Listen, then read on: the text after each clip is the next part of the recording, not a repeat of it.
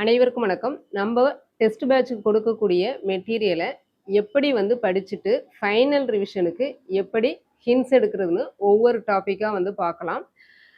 First நம்மளுடைய videos Tamil இலக்கண விதிகள் 2026ங்கிற பிளேலிஸ்ட்டில் பிரித்தெழுதுக சேர்த்தெழுதுக இது வரைக்கும் ஒரு 6 வீடியோஸையும் நம்ம போட்டிருக்கேன். அதை ஃபஸ்ட்டு பாருங்கள். பார்த்துட்டு அதுக்கும் பிறகு நம்மளுடைய மெட்டீரியல்ஸில் கொஸ்டின் ஆன்சர் டைப்லேயே கொடுத்துருப்பேன்.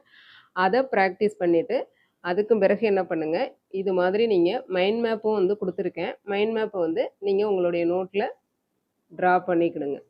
இது வரைக்கும் நம்ம கொடுத்துருக்கிறது 2 பக்கத்துக்குள்ளே தான் வந்திருக்கு. 2 பக்கத்தில் நீங்கள் இதை முடிச்சிடலாம். இது வரைக்கும் கொடுத்துருக்குது. அடுத்து திருக்குறள் உணர்த்தும் பழமொழிகள், அதை எப்படி ஹிண்ட்ஸ் எடுக்கிறது அப்படின்னா, இப்போ நீங்கள் நான் பழமொழிகள் கொடுத்துருக்கேன், அதற்கான எளிமையான விளக்கம் கொடுத்துருக்கேன். அடுத்து சுருக்கமான பொருள் கொடுத்துருக்கேன். ஒவ்வொரு சொல்லுக்குமான பொருள் கொடுத்து அப்புறம் திருக்குறள் கொடுத்து திருக்குறளுக்கான விளக்கம் கொடுத்துருக்கேன். அப்போ இவ்வளோதை பார்த்துட்டு நீங்கள் பயப்பட தேவையில்லை. நீங்கள் அதை எப்படி என்ன பண்ணலாம் அப்படின்னா, பழமொழிகள் ஒவ்வொரு சொல்லுக்குமான பொருள் கொடுத்துருக்கேன் இல்லையா, அதில் எந்த சொல் உங்களுக்கு தெரியாமல் இருக்குதோ அந்த சொல்லுக்கான பொருளை இது மாதிரி எடுத்து தனியாக நோட் பண்ணிக்கலாம். நோட்டில் இதை மாதிரி உங்களுக்கு தெரியாத சொல்லுக்கான பொருள் தெரியாமல் இருக்கும் இல்லையா, அதை தனியாக எடுத்து நோட்டில் நோட் பண்ணிக்கிங்க.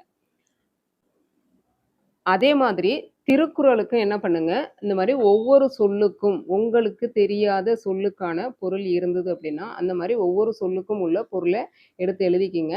நான் இனிமே திருக்குறளுக்கும் ஒவ்வொரு சொல்லுக்குமான பொருள் கொடுத்துருவேன். இது மாதிரி எடுத்து நோட் பண்ணிடுங்க. இப்படி நோட் பண்ணிக்கிட்டு இதை நீங்கள் ரெகுலராக ரிவிஷன் பண்ணிவிட்டு அதுக்கும் பிறகு நீங்கள் அந்த பிடிஎஃப்பை ரெஃபர் பண்ணும்போது உங்களுக்கு எல்லாமே மீனிங் தெரிஞ்சிருக்கும். அப்போ நீங்கள் பார்த்ததுமே கண்டுபிடிச்சிடலாம், ஓகே இந்த பழமொழிக்கு இதுதான் திருக்குறள் அப்படிங்கிறது உங்களுக்கு பார்த்ததுமே தெரிஞ்சிடும். அப்போ இந்த மாதிரி நீங்கள் பழமொழிகளுக்கும் திருக்குறளுக்கும் இது நான் 2 நாள் மெட்டீரியல் அப்படிங்கிறதுனால இந்த பொருள் ஒன் பேஜுக்கு வருது. இது ஒரு நாள் மெட்டீரியல்னால் ஹாஃப் பேஜ் தான் வரும். அதனால ஈஸி தான் உங்களுக்கு ஹிண்ட்ஸ் எடுக்கிறது. உவமை தொடர்களுக்கும் இதே மாதிரி ஒவ்வொரு சொல்லுக்குமான பொருள் கொடுத்துருக்கோம் இல்லையா, அதில் கடினமாக உள்ளதை நீங்கள் நோட் பண்ணிக்கிங்க. தெரிஞ்சதையெல்லாம் நோட் பண்ண வேண்டாம், தெரியாததை எடுத்து நோட் பண்ணிக்கிங்க. நோட் பண்ணிவிட்டு இந்த மாதிரி நீங்கள் மீனிங்கை மட்டும் படிச்சுட்டு அதுக்கும் பிறகு பிடிஎஃப் ரெஃபர் பண்ணும்போது உங்களுக்கு எல்லாத்துக்குமே விடையளிக்கிற மாதிரி தான் இருக்கும். இதுதான் நீங்கள் ஹிண்ட்ஸ் எடுக்கிற மெத்தட். அடுத்தது கலைச்சொற்கள் பார்க்கலாம். இப்போது கலைச்சொற்கள் நான் 50 கலைச்சொற்கள் 2 நாளில் கொடுத்துருந்தேன். நீங்கள் என்ன பண்ணுங்கள், அந்த ஷார்ட்கட்டை அதில் பார்த்துக்குங்க. ஷார்ட்கட்டெல்லாம் எடுத்து நோட் பண்ணிக்கிட்டு இருக்காண்டாம். நீங்கள் எடுத்து எப்படி ஹிண்ட்ஸ் எடுக்கணும் அப்படின்னா, நான் எல்லா டிபார்ட்மெண்ட்டுக்கான மீனிங்கையும் கொடுத்துருப்பேன். அதாவது ஃபஸ்ட்டு சொல் கொடுத்துருக்கேன், பொதுவான பொருள் கொடுத்துருக்கேன், அடுத்து வித்தியாசமான துறைசார் பொருள் கொடுத்துருக்கேன். நான் அது எல்லா டிபார்ட்மெண்ட்டுக்குமே கொடுத்துருப்பேன். உங்களால் எல்லா டிபார்ட்மெண்ட்டையும் முடிஞ்சால் படிங்க. இல்லை அப்படின்னா ஃபஸ்ட்டு ப்ரிஃபரன்ஸ் முக்கியத்துவம் கொடுக்கறது எதுக்கு அப்படின்னா, சட்டம், புவியியல், பொறியியல், மருத்துவம், தொழில்நுட்பம், உயிரியல், வேளாண்மை, மனையியல், இந்த மாதிரி வரலாறு, இந்த மாதிரி டிபார்ட்மெண்ட்டுக்கு முக்கியத்துவம் கொடுத்து முதலில் எடுத்து நோட் பண்ணிக்குவோம். அதாவது கலைச்சொல் பொதுவான பொருள்னு எடுத்துக்கோங்க. அடுத்தது துறைசார் பொருள்னு எடுத்து நோட் பண்ணிவிட்டு இதை நீங்கள் ரிவிஷன் பண்ணுங்கள். நீங்கள் டைம் இருக்கும் பட்சத்தில் மீதி டிபார்ட்மெண்ட்டை அதுக்கு பிறகு பார்த்துக்கலாம். மீதி இந்த அறிவியல் சார்ந்த நிறைய காணியல், சூழலியல், அந்த மாதிரி நிறைய இருக்கு இல்லையா, அதெல்லாம் அப்புறம் பார்த்துக்கலாம். இப்போ நான் சொல்லக்கூடிய டிபார்ட்மெண்ட்ஸ் இதை ஃபஸ்ட்டில் ஹிண்ட்ஸ் எடுத்துக்கோங்க. எடுத்துக்கிட்டு இதை ரிவிஷன் பண்ணிக்கிட்டே வாங்க. இப்போ இப்படி கூட நீங்கள் நோட் பண்ணிவிட்டு அதுக்கு பிறகு ஏதாவது மறக்கிற மாதிரி இருந்துச்சுன்னா அந்த சொல்லுக்கான ஷார்ட்கட்டை நான் கொடுத்துருக்கேன் இல்லையா, ஷார்ட்கட்டு அதை மட்டும் எடுத்து இதில் நோட் பண்ணிக்கோங்க. ஸோ இந்த மாதிரி நீங்கள் நோட், இது 2 நாள் கலைச்சொல். அப்போ ஒரு நாளைக்கு எத்தனை வரும், பாதி தான் வரும். இப்போ இது மாதிரி தான் நீங்கள் ஹிண்ட்ஸ் எடுத்து படிக்கணும். இதுதான் ஃபைனல் ரிவிஷனும் ஃபாஸ்ட்டாக ரிவிஷன் பண்ண முடியும். அதை விட்டுட்டு என்னால் ஹிண்ட்ஸ் எடுக்க முடியலை, படிக்க முடியலை. ஹிண்ட்ஸ் எடுக்கிறது இப்படி தான் ஹிண்ட்ஸ் எடுக்கணும். எல்லாத்தையும் போட்டு ஹிண்ட்ஸ் எடுத்துக்கிட்டு இருக்கக்கூடாது.